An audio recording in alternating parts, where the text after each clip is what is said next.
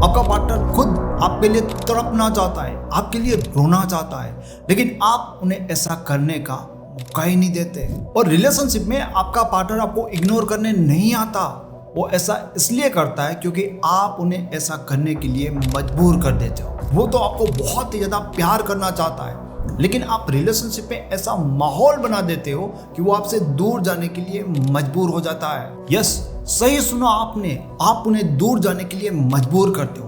और मजे की बात तो ये है कि ये बात ना आप जानते हो और ना ही आपका पार्टनर जानता है। कोई भी इंसान हमारे साथ कैसा व्यवहार करेगा ये हमारे हाथ में है और हमें इसके बारे में बिल्कुल भी पता नहीं है। अगर आप चाहते हो कि कोई इंसान आपके ऊपर गुस्सा करे, उस इंसान को गाली देकर देखो, वो इंसान आपके ऊपर गुस्सा करने के लिए मजबूर हो जाएगा। अगर आप चाहते हो कि कोई इंसान बार बार आपको कॉल करे, आपके साथ बात करे, उस इंसान के साथ सिर्फ इंटरेस्टिंग बातें करके देखो, वो मजबूर हो जाएगा आपके साथ बातें करने के लिए। अगर आप चाहते हो कि कोई इंसान आपको इग्नोर करे, तो उस इंसान को बोर करके देखो, इरिटेट करके देखो, वो मजबूर हो जाएगा आपको इग्नोर करने के लिए। और अगर आप ये चाहते हो कि कोई इंसान आपको बहुत ज़्यादा प्यार करे, आपके लिए तड़पे, तो उस इंसान को ऐसा करने का मौका दो, सिर्फ मौका दो और कुछ नहीं। अब आप ये सोचते होंगे कि यार ये मौका देते कैसे है। आपको किसी भी बात का कोई भी टेंशन लेने की जरूरत नहीं है, मैं यहाँ पर बैठा हूँ आपको सब कुछ बताने के लिए।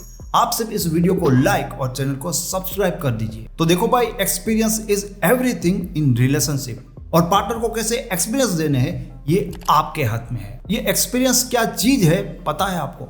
ये एक्सपीरियंस आपके दुश्मन को भी आपका दोस्त बनने के लिए मजबूर कर सकता है। आई सेड कि मजबूर कर सकता है, तो इससे किसी का प्यार पाना सोचो कितना आसान हो सकता है। इसके ऊपर एक साइकोलॉजिकल स्टडी भी हुई थी, लेकिन मैं आपको उससे पहले एक रियल घटना के बारे में बताना चाहता हूँ। ये एक ऐसी घटना थी उस टाइम पर जो मेरी सोच और समझ से बहुत ही ज्यादा परे थी, बट इस घटना से मैंने अपनी लाइफ में बहुत कुछ सीखा है और इसका फायदा मुझे सिर्फ रिश्तों में नहीं, मेरी जॉब में भी बहुत हुआ था। ये घटना मेरे एक दोस्त के साथ बनी थी जब उसकी शादी नहीं हुई थी, बट उनकी जो ये शादी की स्टोरी ना, वो बहुत ज़्यादा अद्भुत थी। बेसिकली प्रॉब्लम ये था कि उसकी वाइफ की फैमिली वाले इस शादी के लिए नहीं मान रहे थे क्योंकि दोनों की कास्ट अलग थी। मेरे दोस्त की वाइफ ने बहुत ज़्यादा कोशिश की थी अपनी फैमिली को शादी के लिए कन्विंस करने के लिए, लेकिन उनकी फैमिली दूसरी कास्ट के लड़के के लिए बिल्कुल भी रेडी नहीं थी। तब उस लड़की ने तो टोटली शादी के लिए गिव अप कर दिया था, लेकिन मेरे दोस्त ने अपनी वाइफ से कहा कि मैं चाहता हूं कि तुम्हारी फैमिली के साथ एक बार मिलूं और उनके साथ बात करूं। तो उसकी वाइफ ने कहा कि इसका कोई भी फायदा नहीं होगा क्योंकि वो दूसरे कास्ट के लड़के के लिए बिल्कुल भी रेडी नहीं होगा। फिर भी मेरे दोस्त ने कहा कि मैं एक बार जरूर से उन लोगों को मिलना चाहूंगा। मेरा दोस्त उसकी वाइफ की फैमिली से मिलता है, बट वहां जाकर उनकी फैमिली को बिल्कुल भी कन्विंस करने की कोशिश नहीं करता कि मैं आपकी बेटी से बहुत ज़्यादा प्यार करता हूं या मैं इसको बहुत ज़्यादा खुश रखूंगा, इस तरह की बातें। इनफैक्ट उस मीटिंग में शादी के रिलेटेड कोई बात ही नहीं हुई। दोस्तों, यहाँ पर बहुत ही इंपॉर्टेंट एक लर्निंग पॉइंट है। जब कभी आप किसी इंसान को कन्विंस करने की कोशिश कर रहे होते हैं, तो पहले से आपके अगेंस्ट वो अपना माइंडसेट बना लेते हैं। ये सामने वाला इंसान मुझे कितना भी कन्विंस करने की कोशिश क्यों ना करे, हमें इसके अगेंस्ट ही अपना डिसीजन बनाना है और इसको मना ही करना है। इसलिए आप देखोगे कि आप कितना भी लोगों को कन्विंस करने की कोशिश करो, आपको रिजल्ट बहुत ही कम मिलेगा। मेरा दोस्त जब उसकी वाइफ की फैमिली से मिलने गया था, तब उसके दिमाग में सिर्फ एक ही बात चल रही थी जो बाद में उसने हम दोस्तों को बताई थी। उसके दिमाग में ये बात चल रही थी कि अगर उसकी लड़की को मुझसे प्यार हो सकता है, तो उसकी फैमिली को मुझसे प्यार क्यों नहीं हो सकता। और ये चीज उसके साथ बहुत ही अच्छी तरह से काम कर गई। वहां पर जाकर उन्होंने उनकी फैमिली वालों को ये एक्सपीरियंस करवाया कि देखो मैं कितना लायक इंसान हूं तुम्हारी लड़की के लिए, मैं कितना बेहतर इंसान हूं और तुम्हें चाहिए ही क्या। उन्होंने वहां पर डायरेक्टली नहीं बट इनडायरेक्टली कन्विंस किया था। वहां पर जाकर उसने दिखाया कि भाई अगर मैं बेहतर इंसान हूं, अगर मुझ में बहुत अच्छी बात है, तो अगर एक चीज नहीं मिल रही है कि हमारी कास्ट अलग है, तो इससे क्या ही फर्क पड़ जाएगा। उसकी वाइफ के पेरेंट्स इस बात से थोड़े दुखी जरूर थे कि दुनिया क्या कहेगी, समाज क्या कहेगा, लेकिन अंदर से उन्हें इस बात की बहुत ज़्यादा खुशी थी कि उन्होंने अपनी लड़की की शादी एक बहुत ही अच्छे लड़के के साथ कराई है। अगर मेरा दोस्त उसकी वाइफ की फैमिली से मिलता ही नहीं, तो उन लोगों को वो ऐसा एक्सपीरियंस फील करवा पाता ही नहीं, जिस एक्सपीरियंस के कारण पूरा का पूरा डिसीजन चेंज हो गया। और इतना बड़ा डिसीजन चेंज हो गया। 1997 में आर्थर नाम के एक साइकोलॉजिस्ट ने इसके ऊपर एक स्टडी करवाई थी, जिसने प्यार के बारे में कमाल के राज खोले हैं। इस स्टडी के लिए आर्थर ने 4 लड़कों को सिलेक्ट किया। उन चारों लड़कों को वो एक पक्के पुल के पास लेकर गया जहां पर एक लड़की ऑलरेडी पहले से खड़ी थी। अब बारी बारी से हर लड़के को उस लड़की के साथ मिलकर उस पुल को क्रॉस कराया। तो चारों लड़कों ने इस तरह से उस लड़की के साथ बारी बारी से पुल को क्रॉस किया। अब आर्थर ने फिर से नए 4 लड़के ढूंढे और दूसरा पुल भी ढूंढा, लेकिन ये जो पुल था ना वो बहुत ही टूटा हुआ और जर्जरित पुल था जिसके ऊपर चलना वाकई में रिस्की था। बट वहां पर उन चारों लड़कों को फिर से आर्थर लेकर गया जो नए लड़के थे। उस पुल के पास ऑलरेडी वही लड़की जो पहले पुल पे थी वही लड़की वहां पर खड़ी हुई थी। तो बारी बारी हर एक लड़के के साथ उस लड़की ने पुल को 4 बार फिर से क्रॉस किया। अब ये एक्सपेरिमेंट होने के बाद आर्थर ने ये ऑब्जर्व किया कि जो पक्के पुल के ऊपर जो पहले 4 लड़के थे ना, उन्होंने उस लड़की में खास कोई इंटरेस्ट नहीं दिखाया इस एक्सपेरिमेंट के बाद। लेकिन जो 4 लड़के उस टूटे हुए पुल पर इस लड़की के साथ गुजरे थे ना, वो लड़के इस लड़की में बहुत ज़्यादा इंटरेस्टेड थे।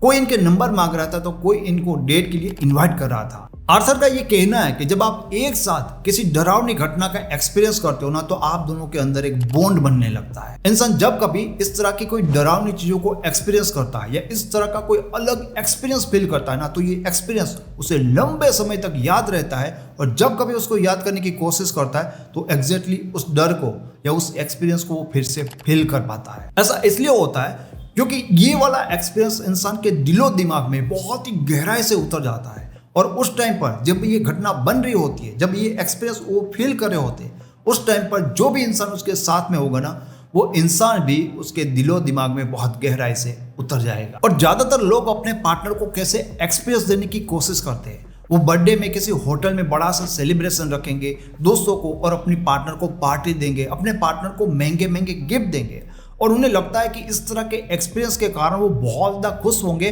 और हमेशा उनको वो याद रखेंगे। हाँ, ऐसी चीज़ें करने से हो सकता है कि कुछ टाइम के लिए आपका पार्टनर खुश हो जाए, लेकिन ये कोई ऐसा एक्सपीरियंस नहीं है जो उनके दिलो दिमाग में उतर जाए। मैं आपको कुछ एग्जाम्पल जरूर देना चाहूँगा कि कैसे आप अपने पार्टनर को कुछ अलग और बहुत ही ज़्यादा अलग एक्सपीरियंस करवा सकते हो सकता है कि ये एग्जाम्पल थोड़े से आपको अजीब लगे, लेकिन ये आपके बहुत ज़्यादा काम के हैं। पहला, रात में अपने पार्टनर के साथ कोई हॉरर मूवी देखे। दूसरा, पार्टनर के साथ किसी के आम के बगीचे में घुस जाइए और थोड़े से आम तोड़ के लाइए। तीसरा, जो कि थोड़ा खतरनाक है, कि आप अपने पार्टनर को किसी स्मशान घाट पर डेट पर लेकर जा सकते हो। एंड चौथी ये भी चीज़ हो सकती है कि किसी ऐसी जगह पर अपने पार्टनर को मिलने के लिए बुलाओ जहां पर उनको आपसे मिलने में डर लगता हो। अगर आपने अपने पार्टनर को ऐसा एक्सपीरियंस फील करवा दिया जैसा एक्सपीरियंस उन्होंने अपनी लाइफ में कभी भी फील नहीं किया होगा, तो डेफिनेटली आप उनके दिलो दिमाग में बस जाओगे। कास्ट वाले मामले में आप देखोगे कि 90% लोग अपने पेरेंट्स को कन्विंस नहीं कर सकते, क्योंकि यहाँ पर आपको कन्विंस करने की नहीं, उन्हें एक्सपीरियंस फील करवाने की जरूरत होती है। आज के टाइम पर 1 साल के अंदर 50% लोगों के रिलेशनशिप फेल हो जाते हैं, क्योंकि 1 साल होते होते लोगों के अंदर अपने पार्टनर के लिए जो उनको स्पार्क फील होता है वो फील होना ही बंद हो जाता है और फिर उन्हें उसका पार्टनर और रिलेशनशिप बोरिंग लगने लगता है। फिर भी एक ऐसी चीज है जो आपके रिलेशनशिप को लाइफ टाइम जिंदा रख सकती है और वो चीज है चैलेंजेस एंड एक्साइटमेंट। जैसे बिना पेट्रोल के कार नहीं चल सकती, उसी तरह से बिना एक्साइटमेंट के कोई रिलेशन नहीं चल सकता।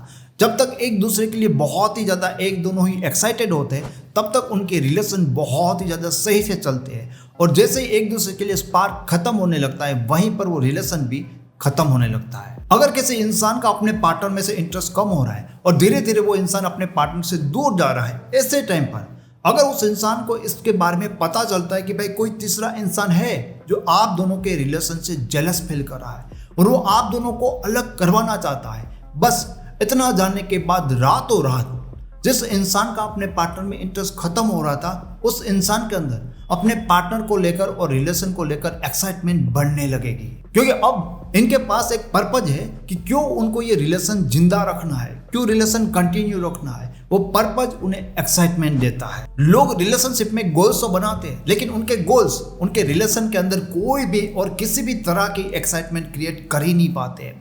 उनके गोल्स इस तरह के होते हैं कि भाई हम कैसे साथ में रहेंगे, कैसे शादी करेंगे, कैसा घर होगा, बच्चों के क्या क्या नाम होंगे। ये बहुत ही छोटी चीज़ें हैं जो कभी भी आपके रिलेशन के अंदर एक्साइटमेंट क्रिएट नहीं कर पाती, क्योंकि कुछ टाइम के बाद आप जब अपने आसपास देखते हो तो आपको दिखाई देता है कि यार लोग बिना गोल के भी शादी कर रहे हैं, बिना गोल के भी लड़के और लड़कियां पैदा कर रहे, बच्चे पैदा कर रहे, उनके नाम रख रहे, और ये सब कुछ बिना गोल के हो रहे, तो हम कुछ भी अलग क्या कर रहे हैं। बट हम मान लेते हैं कि आप दोनों के पास एक गोल है कि आप दोनों को साइड बिजनेस स्टार्ट करना है। अब इस बिजनेस में बहुत प्रॉब्लम्स भी आएंगे और बहुत बार आप ग्रो भी करोगे, और इस तरह की चीजें आप दोनों के अंदर एक एक्साइटमेंट को बना कर रखेगी। अब इस बिजनेस के कारण आप दोनों के अंदर एक टीम वाला भाव बनने लगता है कि हम दोनों को मिलके करना है, और इस तरह की चीजें आप दोनों के बॉन्ड को बढ़ाता है। अब आप जितने एफर्ट अपने बिजनेस को ग्रो करने के लिए लगाओगे, उतने एफर्ट आप दोनों ही अपने इस रिलेशन को भी ग्रो करने के लिए लगाओगे, क्योंकि आपके पास एक पर्पज है कि भाई हमें मिलकर और साथ में इस रिलेशनशिप में और इस बिजनेस में ग्रो होना है। इसमें अच्छी चीजें ये होती है कि जब आप फेल होते हो तो आप एक दूसरे को सपोर्ट करते हो, और जब आप ग्रो करते हो तो आपको ये जानकर बहुत ज्यादा खुशी होती है कि आपने कुछ मिलकर बहुत अच्छा किया है। जरूरी नहीं कि बिजनेस के ही गोल होने चाहिए या आपके गोल बहुत बड़े होने चाहिए, आपके गोल बहुत छोटे भी हो सकते हैं। आप दोनों साथ में मिलकर गार्डनिंग कर सकते हो, आप दोनों के बीच में फिटनेस के कोई चैलेंज हो सकते हैं, आप दोनों साथ में मिलकर एक एनजीओ की तरह समाज की सेवा का कोई काम कर सकते हो, या साथ में मिलकर यूट्यूब चैनल भी स्टार्ट कर सकते हो। रिलेशनशिप में लोग ज्यादा टाइम तक नहीं रह सकते, इसका रीजन ये होता है क्योंकि उनके पास साथ रहने का कोई पर्पज नहीं होता। एक दूसरे को वो पर्पज दीजिए जो आप दोनों को साथ रखने का एक्साइटमेंट बना पाए। इंसान सिर्फ उसे पाने के लिए तड़प सकता है जो उसके पास नहीं है, जो उसके पास पहले से है उसके लिए वो कभी भी नहीं तड़प सकता। इसलिए उन्हें तड़पने का मौका दीजिए। हम कई बार दोस्तों के साथ डिस्कस करते हैं कि इस खाने का स्वाद बहुत ही अच्छा होता है या उस खाने का स्वाद बहुत अच्छा होता है,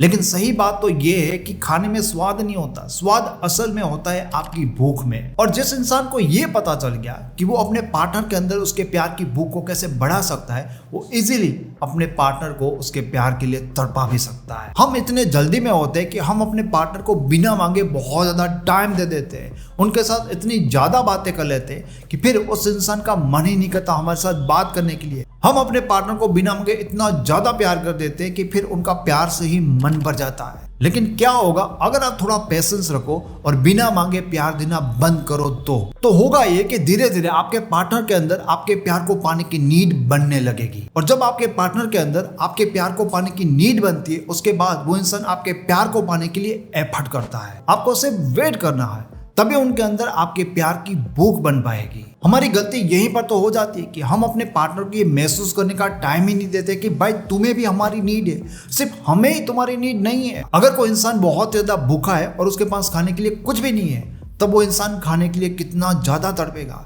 उसी तरह से जब आप अपने पार्टनर को बिना मांगे प्यार देना बंद करते हो और उसके बाद आपके पार्टनर को आपके प्यार की नीड रियलाइज होती है, उसके बाद वो आपके प्यार के लिए तड़पता है। जिस तरह से पूरा दिन भूखा रहने के बाद आप जब खाना खाते हो और उसके बाद जो आपको सुकून महसूस होता है, उसी तरह से अगर आपका पार्टनर थोड़ा सा आपके प्यार के लिए वेट करे, अगर उनको आपके प्यार की नीड फील हो, उस प्यार की नीड को वो महसूस करे और उसके बाद जब उन्हें आपका प्यार मिलेगा ना, तो वो इंसान आपकी फीलिंग की और आपके प्यार की वैल्यू ज्यादा करेगा। लोग उसे पाने के लिए बहुत ज्यादा पागल होते हैं जिसे पाना बहुत ज्यादा मुश्किल होता है, और हमारे प्यार की वैल्यू इसलिए नहीं होती क्योंकि हम खुद अपने प्यार को सस्ता बना देते हैं। अपने प्यार को सस्ता मत बनाओ।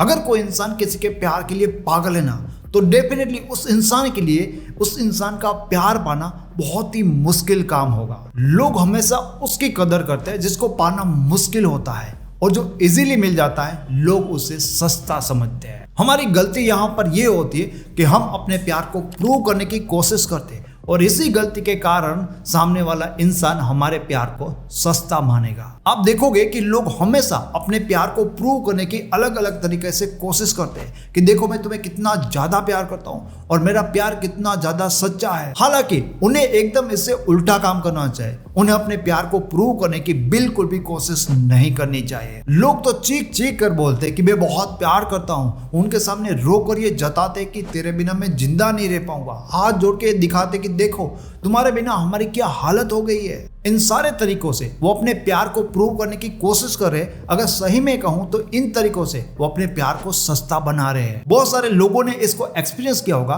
कि आप जिस इंसान को बहुत ही ज्यादा प्यार करते हो ना, वो इंसान आपको प्यार नहीं करता, वो किसी ऐसे इंसान के लिए रो रहा होगा जो इंसान उनको भाव तक नहीं देता।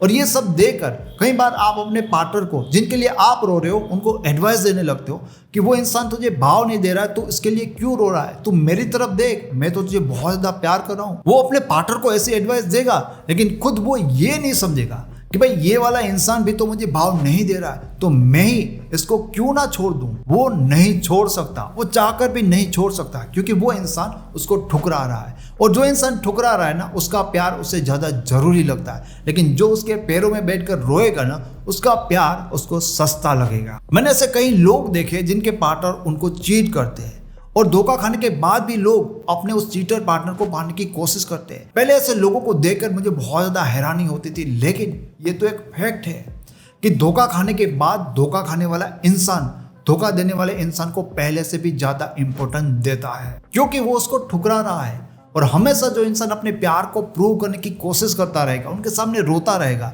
उस इंसान को और उसके प्यार को सस्ता समझकर किनारे पे ठोकर मार दी जाती है। तो ये आपके हाथ में है कि आपको अपने प्यार को सस्ता बनाना है या नहीं बनाना। दोस्तों, इस वीडियो के 4 इंपॉर्टेंट लेसन जो आपको याद रखना है। सबसे पहला, आपको अपने पार्टनर को कन्विंस नहीं बट उन्हें एक्सपीरियंस फील करवाना है। दूसरी चीज, चैलेंजेस और एक्साइटमेंट आपके रिलेशनशिप के फ्यूल होते हैं। तीसरी चीज, आपके पार्टनर के अंदर आपके प्यार की भूख को महसूस होने दीजिए। चौथी चीज, अपने प्यार को सस्ता मत बनाइए। दोस्तों, अगर आप पर्सनली मेरे साथ या हमारी एक्सपर्ट टीम के साथ बात करना चाहते हो, तो डिस्क्रिप्शन बॉक्स से हमारे साथ कॉल बुक करने का लिंक आपको मिल जाएगा। वहां से डायरेक्टली आप हमारे साथ कॉल बुक कर सकते हो। Thank you so much.